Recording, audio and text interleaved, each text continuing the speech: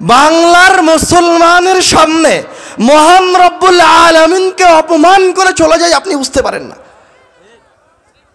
একজন বক্তা স্টেজে বসে হাজার হাজার মুসলমান জনতার সামনে, তাওহীদি জনতার সামনে, যাদের প্রত্যেকটা মানুষের অন্তরে ঈমান আছে, যারা আল্লাহর জন্য যে কোনো সময় তার জীবনটা বিলিয়ে দিতে প্রস্তুত, যে মানুষগুলি রাসূল সাল্লাল্লাহু আলাইহি ওয়াসাল্লামের মহাব্বতে তাদের জীবনটা সব সময় হাতে নিয়ে আছে, কুরবান করতে প্রস্তুত, তাদের সামনে দাঁড়িয়ে এইরকম স্টেজে বসে থেকে একজন মানুষ বলছে, একজন মানুষ একটা আহ্বান করছে, বলছে যে আল্লাহর নাম নিয়ে তোমরা অমুক ব্যভিচারিণীর দিকে তাকাও।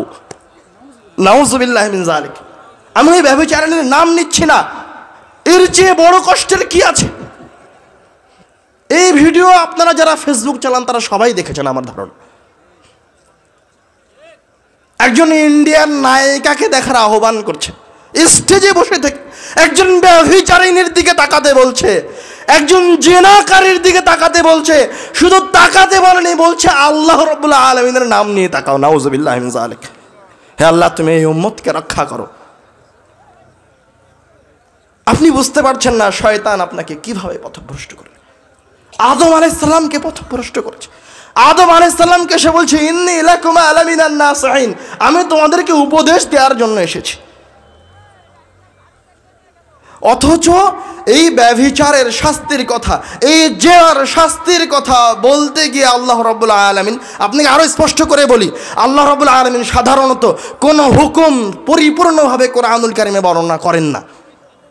আল্লাহ রাব্বুল আলামিন কোরআনুল কারীমে কতবার বলেছে আকিমুস সালাহ, আকিমুস সালাহ, আকিমুস সালাহ, আকিমুস সালাহ, কিন্তু আল্লাহ রাব্বুল আলামিন কোরআনুল কারীমে কিভাবে সালাত আদায় করতে হবে এই কথা বিস্তারিত বলেননি। কিন্তু জেনা এত ভয়াবহ পাপ যে আল্লাহ রাব্বুল আলামিন জেনার শাস্তি বিস্তারিত কোরআনুল কারীমে বলেছেন, রাসূলকে দিয়ে বলেননি, আল্লাহ নিজে বলেছেন। বিবাহিত ব্যক্তি জেনা করার শাস্তি বলেছে, অবিবাহিত ব্যক্তি জেনা করার শাস্তি বলেছে। এই শাস্তি বলাই যথেষ্ট ছিল। আল্লাহ রাব্বুল আলামিন এখানে থেমে যায়নি। এই পাপের ভয়াবহতার কারণে আল্লাহ রাব্বুল আলামিন আবার বলছে লা তাকরাবুজ জিনা, তোমরা জিনার নিকটবর্তী হইও না, তোমরা জিনার নিকটবর্তী হইও না। হে আদম সন্তান, তোমরা জিনার নিকটবর্তী হইও না। আর একজন আলেম স্টেজে দাঁড়িয়ে থেকে বলছে আল্লাহর নাম দিয়ে জিনাকারীর দিকে তাকাও। যদি মহান রব্বুল আলামিনের বিশেষ রহমত না থাকতো এই উম্মতের উপরে, তো ওই দিন ওই শ্রোতা সহ, ওই শায়েখ সহ জমিনের নিচে ধসে যেত। আল্লাহকে অপমান করছে। আমরা কথা বলছিলাম আউযু বিল্লাহি মিনাশ শাইতানির রাজিম নিয়ে, শয়তানের ভয়াবহতা নিয়ে। আপনি কখনো কোনো সময় শয়তানকে ভুলেই যায়েন না। শয়তানকে কোনো সময় আপনার বিবেক থেকে বের করিয়েন না। যখনই যেই কাজ করেন না কেন শয়তান আছে এই বিশ্বাস মাথায় রাখেন। শয়তান আপনাকে কোন দিক দিয়ে পথভ্রষ্ট করবে আপনি বুঝতে পারবেন, আপনার অজান্তে আপনি পথভ্রষ্ট হয়ে যাবেন। আপনাকে যে আমি বললাম যে কোরআনুল কারীমকে দিয়ে শয়তান আপনাকে বিদআত করাবে, দেখেন হাদিসে আসছে আয়েশা রাদিয়াল্লাহু তাআলা আনহা قالت كان رسول الله صلى الله عليه وسلم إذا مرض أحد من أهله, যখন মুহাম্মদ সাল্লাল্লাহু আলাইহি ওয়াসাল্লামের পরিবারের কেউ অসুস্থ হতো তখন রাসূল সাল্লাল্লাহু আলাইহি ওয়াসাল্লাম ওই অসুস্থ ব্যক্তিকে নাস ফালাক ইখলাস পড়ে ফু দিয়ে দিতেন। আয়েশা রাদিয়াল্লাহু তাআলা আনহা আরেক হাদিসে বলছেন, যখন মুহাম্মদ সাল্লাল্লাহু আলাইহি ওয়াসাল্লাম নিজে অসুস্থ হতেন কানা ইয়ানফুসু আলা নাফসিহি, তিনি তার শরীরে নাস ফালাক ইখলাস পড়ে ফু দিতেন।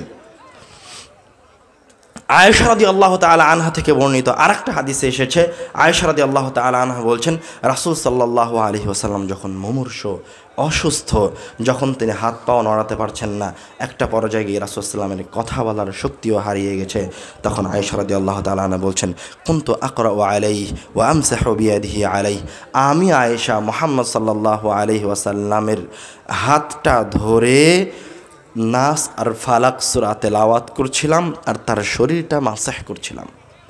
মুহাম্মদ সাল্লাম মারা যান তার আগের ঘটনা।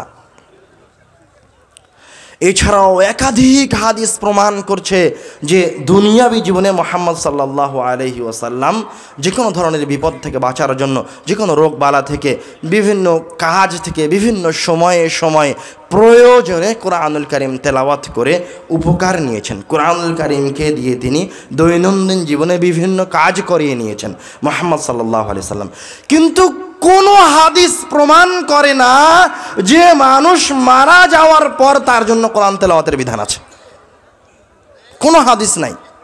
কিন্তু আপনি দেখেন, শয়তান জানে সে আপনি কোনোদিন আপনার নবীকে সরাসরি অপমান করবেন না, শয়তান জানে।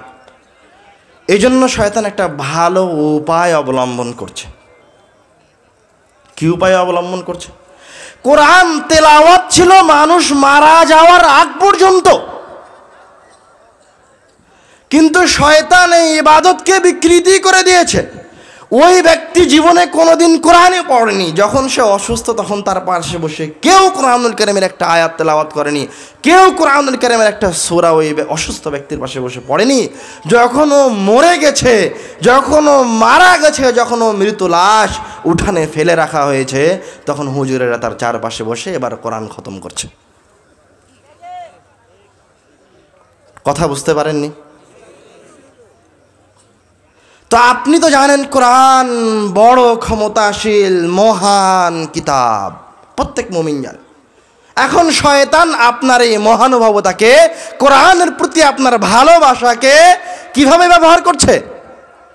বেদাত করে ব্যবহার করছে। রাসূল যে ইবাদত করেছিল এই ইবাদত আপনাকে করতে দিচ্ছেন না। আপনি যখন জীবিত তখন আপনি কোরআন পড়েন না, আপনি যখন মারা গেছেন তখন আপনার আশেপাশে বসে মানুষ কোরআন তেলাওয়াত করছে। আপনি রাসূলকে অপমান করছেন।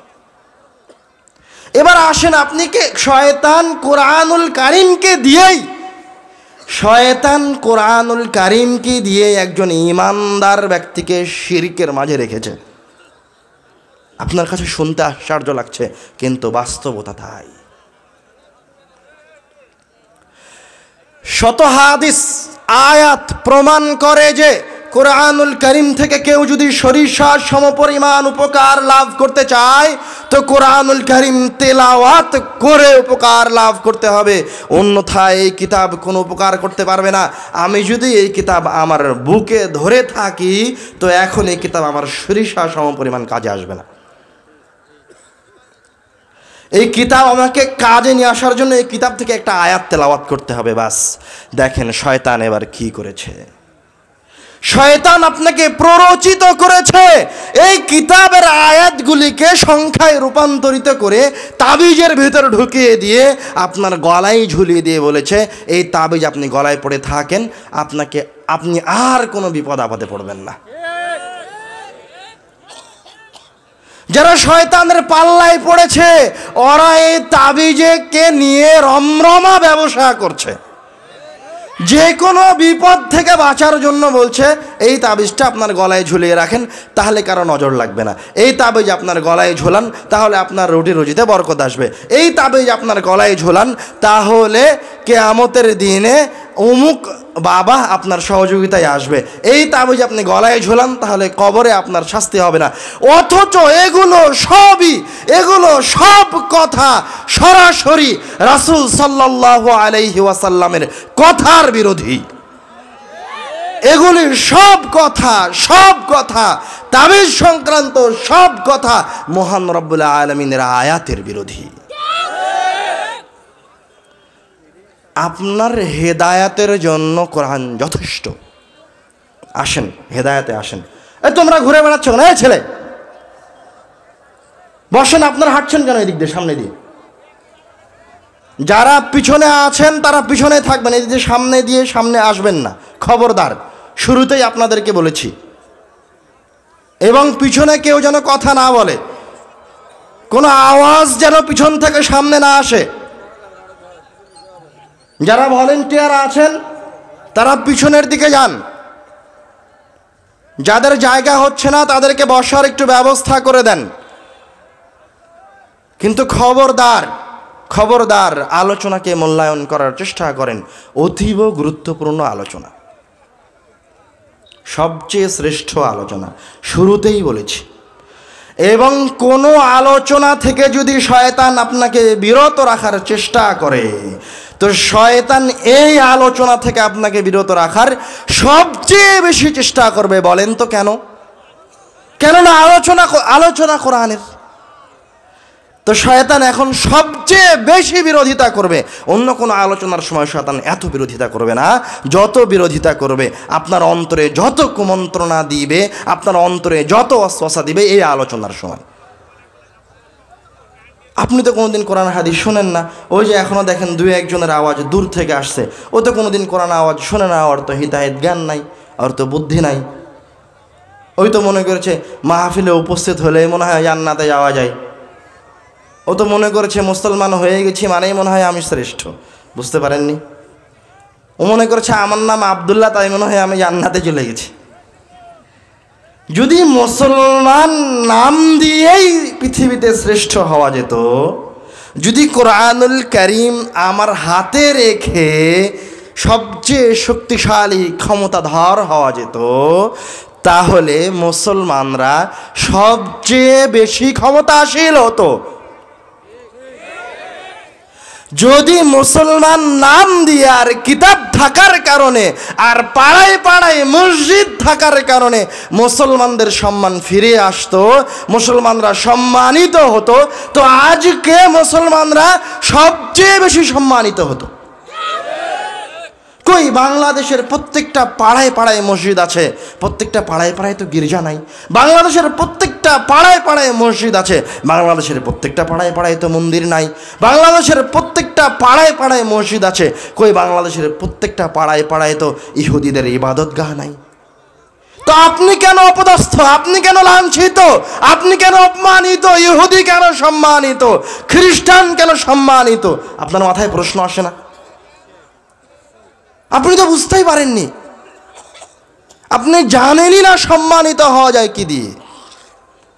আপনি মনে করেছেন চাক চমকপূর্ণ সুন্দর মসজিদ নির্মাণ করলে মনে হয় আল্লাহর নিকটবর্তী বান্দা হয়ে গেছেন আপনি। কোনো দিন নয়। আপনি মনে করেছেন 50টা 100টা কোরআনুল কারীম মসজিদে জমা করে রাখলে এই পাড়ার ওপর রহমত বর্ষিত হবে। না, ওই 50টা কোরআনকে যদি তেলাওয়াত না করা হয়, তো ওই কোরআনগুলি কিয়ামতের দিন আপনার বিপক্ষে দাঁড়াবে, পক্ষে দাঁড়াবে না। ওমর রাদিয়াল্লাহু তাআলা আনহু থেকে বর্ণিত, রাসূল সাল্লাল্লাহু আলাইহি ওয়াসাল্লাম বলছেন, ইন্নাল্লাহা ইয়ারফাউ বিহাযাল কিতাবি আকওয়ামান ওয়া ইয়াদাউ বিহি আখারিন। আল্লাহ রাব্বুল আলামিন এই কিতাবকে দিয়ে একটা জাতিকে সম্মানিত করবেন, আবার এই কিতাবকে দিয়ে একটা জাতিকে অপমানিত করবেন। তা আপনি কেন অপমানিত বুঝতে পারছেন না? আপনার পাড়ায় মসজিদ আছে কিন্তু কেউ কোরআন পড়ে না। আপনার ঘরে কোরআনুল কারীম আছে কিন্তু কেউ একদিন কোরআনুল কারীম তেলাওয়াত করে না। আল্লাহ তো বলছেন, আল্লাহর তো রহমতের অভাব নাই, নেয়ামতের অভাব নাই। আল্লাহ তো চাইলে এই পাড়ার প্রত্যেকটা মানুষকে কোটিপতি করে দিতে পারেন। আল্লাহ তো চাইলে আগামীকালকেই এই পাড়া থেকে সব বালা মুসিবতকে উঠিয়ে নিতে পারেন। আল্লাহ তো চাইলেই আগামীকালকেই এই এলাকা থেকে দারিদ্রতাকে দূর করে দিতে পারেন। আল্লাহ রাব্বুল আলামিন তো রহমতকে নিয়ে বসে আছেন। আল্লাহ বলছেন, তুমি আমার এই কিতাব পড়ো, আমি তোমার ঘরে নেয়ামত বর্ষণ করব, রহমত বর্ষণ করব। এই কিতাবের শিক্ষা ব্যবস্থা তুমি মসজিদে চালু করো, এই পাড়াতে আমি রহমত নেয়ামত বর্ষণ করব। কিন্তু আপনি পড়েন না। আল্লাহ রাব্বুল আলামিনের নেয়ামতের অভাব নাই। তো আপনার পরিবারের যেই সদস্যটা কোরআনুল কারীম পড়ে না, এই পাড়ার যেই সন্তান কোরআনুল কারীম পড়ে না, এই পাড়ার যেই লোকগুলি কোরআনুল কারীম পড়তে জানে না, পড়ে না, ওরা হচ্ছে এই পাড়ার জন্য, আপনার পরিবারের জন্য, এই এলাকার জন্য বোঝা, কীট পতঙ্গ। বুঝতে পারেননি কথা? ওরা হচ্ছে আপনাদের এই সমাজের অবনতির কারণ, দরিদ্রতার কারণ। ওদের কারণে এই পাড়ায় রহমত নাই। ওরা হচ্ছে আপনার পরিবারের জন্য বোঝা, ওরা হচ্ছে এলাকার জন্য পায়খানা। বুঝতে পারেননি? ওদের কোনো মূল্য নাই, ওদেরকে ড্রেনে ফেলে দিতে হবে। আমরা আলোচনা করছিলাম কোরআনুল কারীম শুরু করতে হবে কি দিয়ে। এই আলোচনা করতে গিয়ে আলোচনা লম্বা হয়ে গেছে শয়তানের কথা বলতে বলতে। কোরআনুল কারীম শুরু করতে হবে আউযু বিল্লাহি মিনাশ শাইতানির রাজিম দিয়ে। আগে আল্লাহর কাছে শয়তান থেকে পরিত্রাণ চাইতে হবে, তারপরে বলতে হবে বিসমিল্লাহির রহমানির রহিম, বিসমিল্লাহ পরে। এবার আসেন, আল্লাহ রাব্বুল আলামিন কোরআনুল কারীমে বলছেন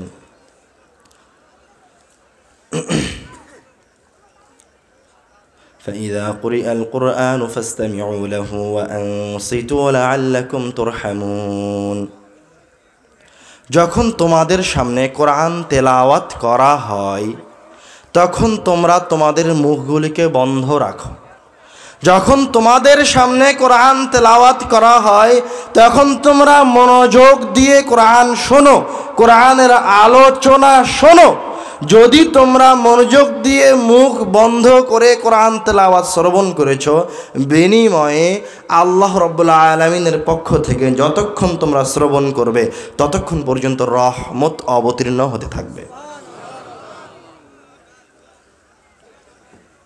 এটা হচ্ছে কোরআনুল কারীম শোনার মর্যাদা।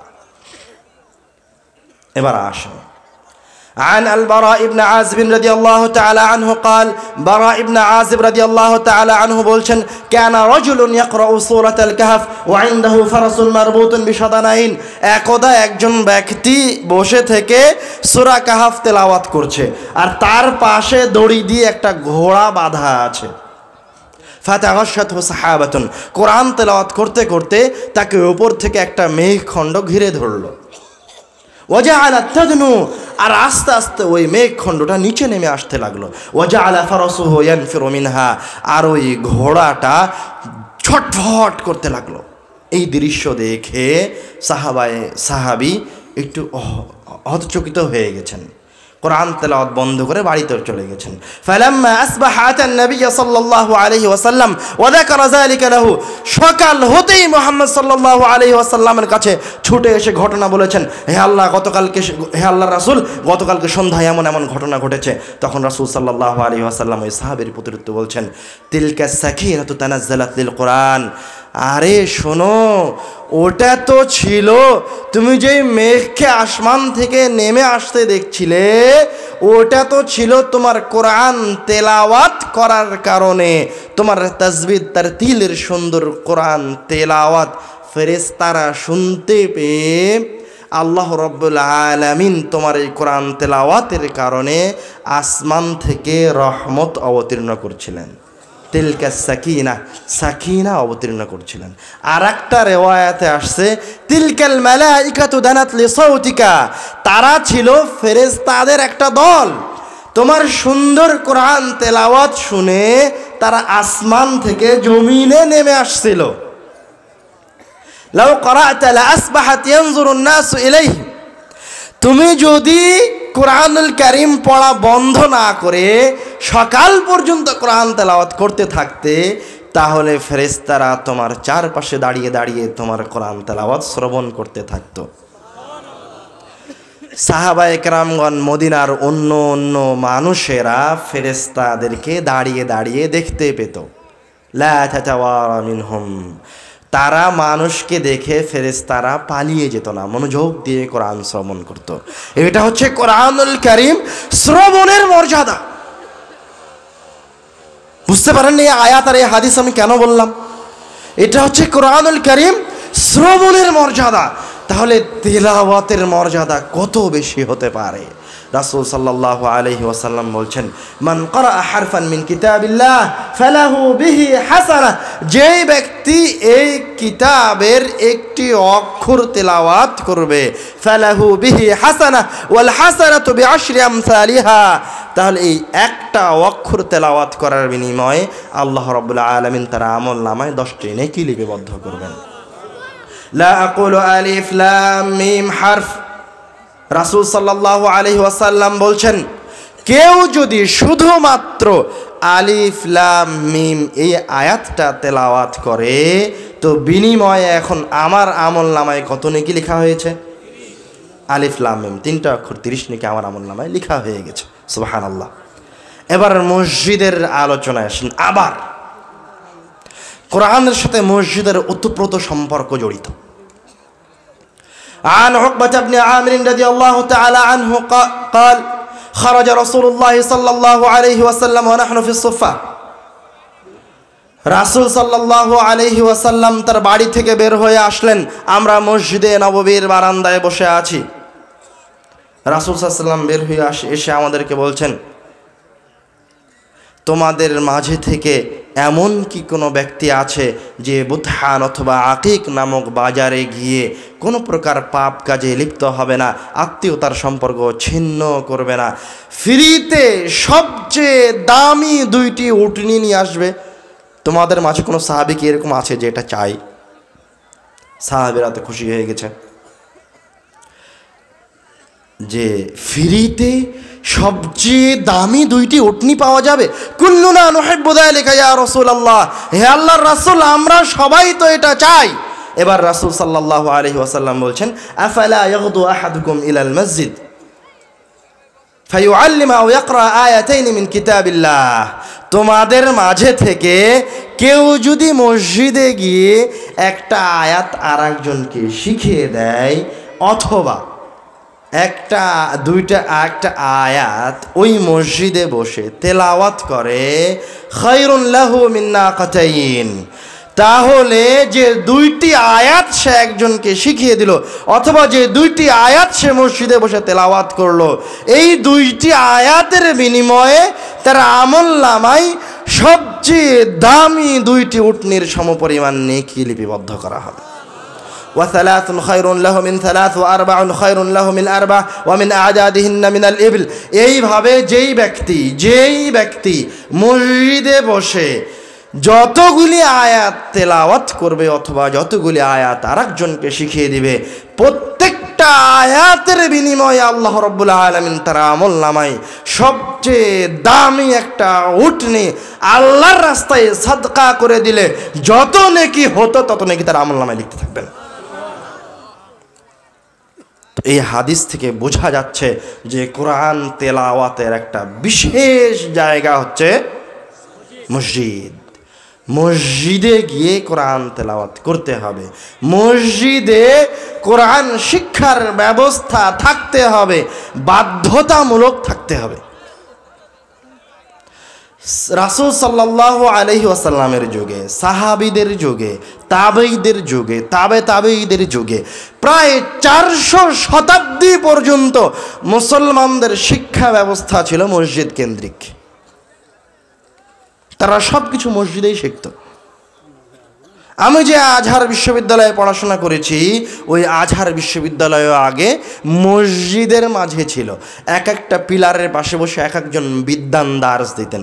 কোনো পিলারের পাশে ফিকহের দার্স হতো, কোনো পিলারের পাশে তাফসিরের দার্স হতো, কোনো পিলারের পাশে হাদিসের দার্স হতো। শুধু তাই নয়, দুনিয়াবি জীবনের যে সমস্ত ইলম আছে সেগুলিও মসজিদেই চর্চা হতো। কোনো পিলারের পাশে বসে ইলমুল হান্দাসা ইঞ্জিনিয়ারিংয়ের দার্স হতো, কোনো পিলারের পাশে বসে ইলমুত তিবে ডাক্তারি বিদ্যার দার্স হতো। তো শিক্ষা ব্যবস্থা ছিল মসজিদ ভিত্তিক। এবং রাসূল সাল্লাল্লাহু আলাইহি ওয়াসাল্লাম যখন মক্কা থেকে মদিনায় হিজরত করে আসলেন, সবার আগে মসজিদ নির্মাণ করে মুসলমানদের শিক্ষা ব্যবস্থা করলেন মসজিদে। এবার আপনি আমার ওই সব প্রশ্নের উত্তরে আসবেন যে আপনি লাঞ্ছিত কেন, আপনি অপমানিত কেন, আপনি অপদস্থ কেন? আপনার কাছে তো কোরআন মাজিদের অভাব নাই, আপনার কাছে তো মসজিদের অভাব নাই, আপনার কাছে অভাব কিসের? আপনি অশিক্ষিত মুসলিম। আপনার বাপ মুসলমান ছিল তাই আপনি মুসলমান, আপনার বাপ আহলে হাদিস ছিল তাই আপনি আহলে হাদিস। রাসূল সাল্লাল্লাহু আলাইহি ওয়াসাল্লাম সাহাবীগণ যখন যে এলাকায় গেছেন, যে এলাকা জয় করেছেন, সবার আগে মসজিদ করে মসজিদে শিক্ষা ব্যবস্থা চালু করেছেন, ইসলাম শিক্ষা ব্যবস্থা চালু করেছেন। যেই দিন ইকরা বিসমি রাব্বিকাল্লাযী খালাক এই আয়াত অবতীর্ণ হয়েছে, ওই দিনই কি মুসলমানরা অর্ধ পৃথিবীর শাসক হয়ে গেছে? হয়নি। অর্ধ পৃথিবীর শাসক হওয়ার জন্য তাদেরকে এই আয়াতের প্রচার করতে হয়েছে। এই আয়াতটাকে প্রায় দীর্ঘ 50 বছর যাবত তেলাওয়াত করতে হয়েছে। তারা কি অর্ধ পৃথিবীর শাসন ক্ষমতা অর্জন করেছেন বড় বড় অট্টালিকা দিয়ে, বড় বড় মসজিদ দিয়ে, বড় বড় মাদ্রাসা দিয়ে? না, তাহলে তাদের কাছে কি এগুলি নির্মাণ করার সক্ষমতা ছিল না? যে ওমর রাদিয়াল্লাহু তাআলা আনহু অর্ধ পৃথিবীর শাসক, সেই ওমর রাদিয়াল্লাহু তাআলা আনহু আর ওই সময়ের সাহাবীরা কি মক্কায় আর মদিনায় চাইলে দুইটি সুন্দর চাকচিক্যপূর্ণ সবচেয়ে উন্নত ডিজাইনের মসজিদ নির্মাণ করতে পারতেন না? পারতেন না? পারতেন না? পারতেন। কিন্তু তারা করেননি। তারা এগুলোর পিছনে সময় ব্যয় করেননি। তারা এগুলোর পিছনে কোনোদিন অর্থ সম্পদ ব্যয় করেননি। তারা জানতেন এগুলো হচ্ছে মরিচিকা। আমার টুটা ফাটা বিদ্যা, আমি যতটুকু বুঝি তাতে আমার কাছে মনে হয়েছে রাসূল আর সাহাবী সালাফদের জীবনী থেকে